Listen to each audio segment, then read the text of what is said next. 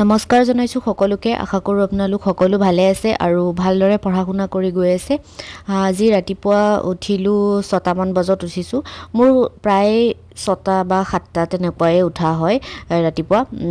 কেতিয়াবা উল্টা পুল্টা হয়, অকণমান বেলেগ হয় আৰু সেইটো বেলেগ কথা। বাৰু যি নহওক, ৰাতিপুৱা শুই উঠি চাহ তাহ খাই মুখ চুখ ধুই পেলাই চাহ তাহ খাই ল'লোঁ। খাই পেলাই এতিয়া ৰিভিজন কৰিবলৈ লৈছোঁ। এয়া মই আপোনালোকক দেখুৱাইছোঁ এটা ভিডিঅ' যিটো হৈছে এনচিয়েণ্ট হিষ্ট্ৰীৰ পূৰা কমপ্লিট এনচিয়েণ্ট হিষ্ট্ৰী গোটেইখিনি দিয়া আছে। এইটো এটা মেৰাথন ভিডিঅ' হয়, ইউটিউবৰ পৰা মই কৰিছোঁ। যোৱাকালি ৰাতি কৰিছিলোঁ 2.5 ঘণ্টামান, মানে 5 ঘণ্টাৰ আছেতো। 5 ঘণ্টাটো আৰু একেলগে পঢ়াটো সম্ভৱ নহয়, নোৱাৰেও কোনেও।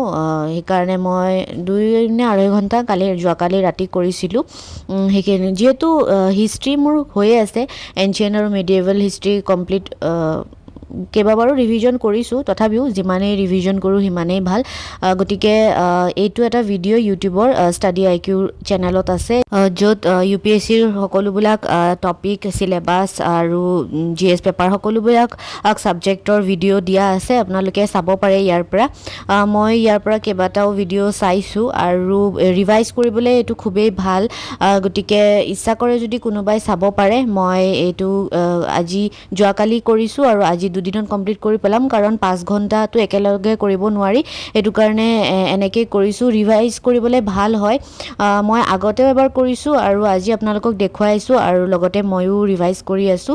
কোনোবাই ইচ্ছা কৰিলে এনেকৈ ৰিভিজন কৰিব পাৰে। বোলে এইটো নহয় যে বোলে নপঢ়াকৈ আপোনালোকে ৰিভাইজ কৰিব, তেতিয়াহ'লেতো একো গমেই নাপাব। প্ৰথমে আপোনালোকে পঢ়ক, প্ৰথমে এনচিয়েণ্ট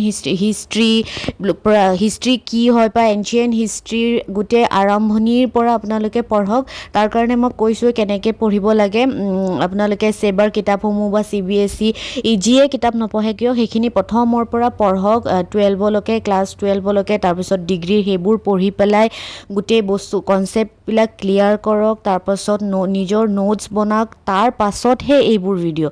এইটো ডাইৰেক্ট বোলে এদিনতে বোলে মই এনচিয়েণ্ট হিষ্ট্ৰী 5 ঘণ্টা পঢ়ি পেলাই কমপ্লিট কৰি দিলোঁ, তেনেকুৱা হ'লেতো আৰু কথাই নাছিলে। এইটোতো আৰু ইম্পচিবল কথা, অসম্ভৱ কথা হয়। কিন্তু এইটো ৰিভিজনৰ কাৰণে ভাল হয়, সেইটো কাৰণে মই দেখুৱাইছোঁ।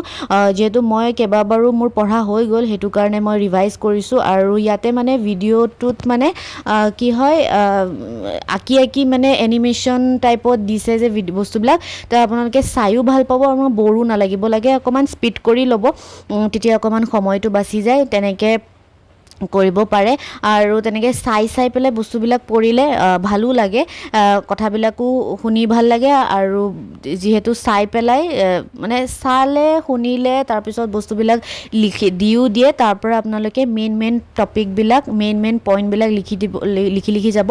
এয়া মই তেনেকৈ লিখি আছোঁ। মই এনেকৈ কেইবাবাৰো লিখিলোঁ, আজি নতুন নহয়। এয়া মই যিহেতু মই শুনি আছোঁ, চাই আছোঁ, গতিকে এনেকৈ অলপ লিখিও আছোঁ।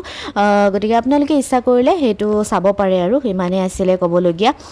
তাৰপাছত আজি ৰাতিপুৱাই ভাত খাই ল'লোঁ, কাৰণ অলপ কাম আছে, ওলাই যাব লগা আছে। ৰাতিপুৱা আৰু বেলেগ একো নাখালোঁ, গতিকে ধুনীয়াকৈ মোৰ কাঁহীখন সজাই ল'লোঁ। যিহেতু সজাই মেলি এনেকৈ খালে ভাল লাগে। তাৰপিছত দুপৰীয়া সন্ধিয়াই হ'ল, আহি পেলাই এয়া মধুৰিআম খাই আছোঁ, আমাৰ গছৰে, ভাইটি আৰু মই। তাকে এয়া পাৰিব গৈছোঁ।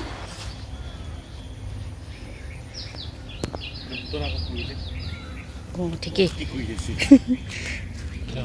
হৈ যাব দিয়া, কালি খাম আৰু।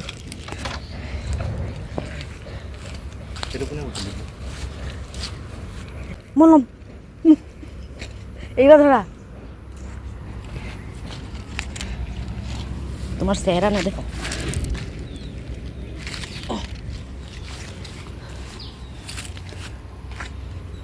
এইটো মধুৰিআমটো ভিতৰত ৰঙা ৰঙা হয়, পকিলে বেছি ভাল লাগে, কিন্তু মই কেঁচা খাই বেছি ভাল পাওঁ। গতিকে ঠিকছে খালোঁ, 4টামান খালোঁ, পেট ভৰি গ'ল। তাৰপাছত আহিলোঁ, আহি পেলাই আছাম কাৰেণ্ট এফেয়াৰ্ছটো কৰিব লৈছোঁ। যিহেতু কালি কৰা হোৱা নাছিলে, সেইকাৰণে ভাবিছোঁ আজি এতিয়া কৰি লওঁ। আৰু আপোনালোকে বহুতে সুধি আছিলে যে কাৰেণ্ট এফেয়াৰ্ছ PDF-সমূহ আছামিজত ক'ত পাম। আপোনালোকে SPM এপ যেতিয়া প্লে ষ্ট'ৰৰ পৰা ডাউনলোড কৰিব, তাতে ৰেজিষ্টাৰ কৰিলেই আপোনালোকে তাতে PDF-বোৰ, মান্থলি মেগাজিন সকলো পাই যাব। আৰু এনেকৈ ইউটিউবতো পাব। ইউটিউবৰ এনেকৈ ডেছক্ৰিপশ্যনত আছামিজ আৰু ইংলিছ দুয়োটা PDF আছে, আপোনালোকে ইয়াৰ পৰাও ডাউনলোড কৰি ল'ব পাৰে আৰু তেনেকৈ পঢ়িব পাৰে। যদি ইংলিছত মানে ভিডিঅ'টো বুজি পাবলৈ অলপ অসুবিধা হয় কি, কোৱাটোতো অসমীয়াতে কয়, কিন্তু লিখাবিলাক ইংলিছত থাকে। কিন্তু PDF-টো আপোনালোকে দুটা মাধ্যমতে পাই যাব। গতিকে যাৰ যিটো সুবিধা তেনেকৈ ল'লেই হ'ল। আৰু ফ্ৰীকৈ আপোনালোকে এপতে পাই যাব গোটেইবোৰ।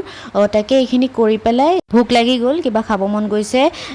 এয়া মই ব্ৰেডতে অলপ চালাড দি পেলাই চচ দি পেলাই এনেকৈ কৰি লৈছোঁ। আৰু এটা তেৰেমেৰে পেকেট লৈ লৈছোঁ। আৰু এইফালে দেখিছেনে, আজি মোৰ মধুৰিআমৰ মানে ইমানেই মানে খাবলৈ মন গৈ আছিলে। মধুৰিআমো খালোঁ, 4টামান মধুৰিআমো খালোঁ। আকৌ এতিয়া জুচো সেয়া মধুৰিআমৰে লৈ পেলাই তাকে খাব লৈছোঁ। আৰু এনেকৈ ধুনীয়াকৈ যেতিয়া প্লেটখন সজাব নহয়, যি বস্তুৱে নবনাওক কিয় খাবলৈ মানে মন গুচিয়ে যায়। সেইটো কাৰণে মই ধুনীয়াকৈ মোৰ প্লেটবিলাক এনেকৈ সজাই লওঁ।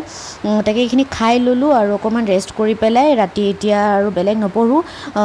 ইমান আৰু মন যোৱা নাই পঢ়িবলৈ, গতিকে ভাবিছোঁ যে আজি C-SET কৰোঁ। C-SET মানে C-SETৰ মেথছৰ পৰ্শ্যনটো কৰোঁ। মেথছৰ যে ক্লাছ 10ৰ কৰিব লৈছোঁ। মোৰ আগতে আপোনালোকৰ যোনে মোৰ ৰেগুলাৰ ভিডিঅ' চাই তেওঁলোকে গম পায়ে যে মই মেথছটো কেনেকৈ পঢ়োঁ, পূৰা ক্লাছ 5ৰ পৰা 5, 6, 7, 8, 9, 10 তেনেকৈ পঢ়োঁ। আৰু এতিয়া মই 9 মোৰ কমপ্লিট হৈ গ'ল, দুদিনমান হ'ল। আজি ক্লাছ 10 কৰিবলৈ লৈছোঁ। ক্লাছ 10ৰ এতিয়া আৰম্ভ কৰিছোঁ। আৰু বহুতে মোক সুধি আছিলে যে C-SETৰ কাৰণে কি কিতাপ ফ'ল' কৰে। মই তেনেকৈ কিতাপ এক্সট্ৰা ফ'ল' কৰা নাই, কাৰণ এতিয়া C-SET বুলি ক'লে 3টা পৰ্শ্যন আহি পৰে, মেথছ, ৰিজনিং, ইংলিছৰটো বাৰু টপিকে সেইবোৰ বেলেগ হয়, পিছত কেতিয়াবা ক'ম। আৰু ৰিজনিঙৰো মই ইউটিউবৰ পৰাই কিছুমান ভিডিঅ' চাইছোঁ।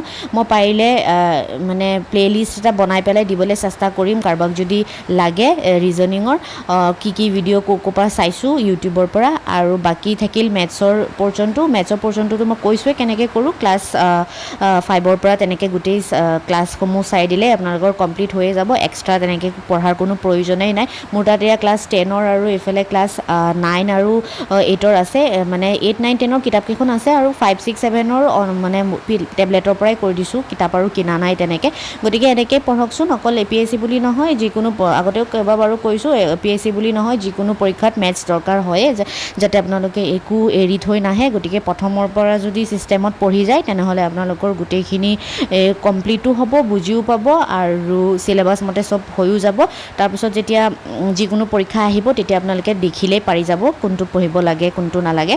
গতিকে আজিৰ ভিডিঅ'টো এনেকৈ সামৰিছোঁ। আশা কৰোঁ আপোনালোকে ভাল পালে। পুনৰ এটি ভিডিঅ'ৰ সৈতে জল্দি লগ পাম। তেতিয়ালৈকে সকলো ভালে থাকক, সুস্থ থাকক। ভিডিঅ'টো চোৱাৰ বাবে বহুত বহুত ধন্যবাদ। বাই।